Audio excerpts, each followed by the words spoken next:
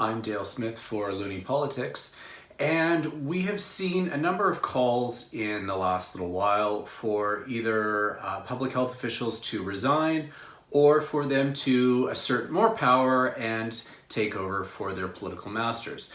Both of these are a little bit fraught for certain reasons. Part of it is that people are not necessarily understanding the relationship between advisors and politicians, which is basically that advisors advise and politicians decide.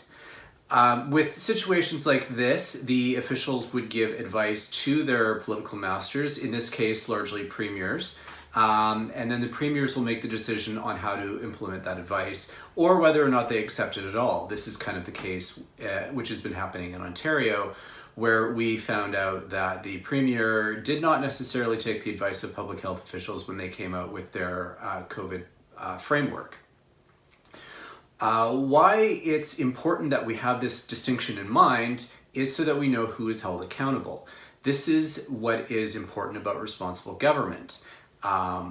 It's about keeping the politicians to account so that voters can know who is responsible for issues and who they can vote out in the next election.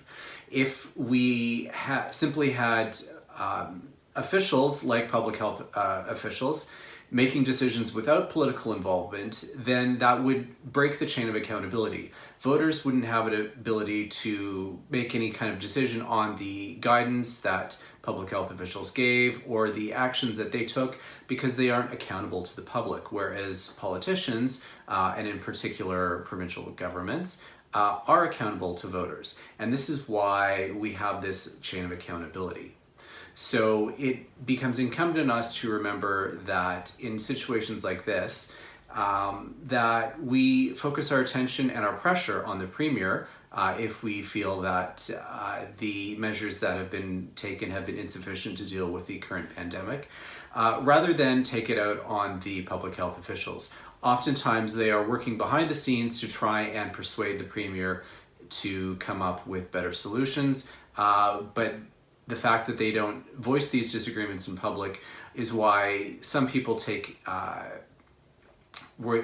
believe that they should be held accountable as well and either be fired or resign, whereas most of the time they're caught up in a particularly tough situation where they would either face being fired for being vocally critical or face the need to resign over a fairly large ethical lapse, or what they see as an ethical lapse in the government, and we may soon be approaching that point, depending on how much further this goes. For Loony Politics, I'm Dale Smith.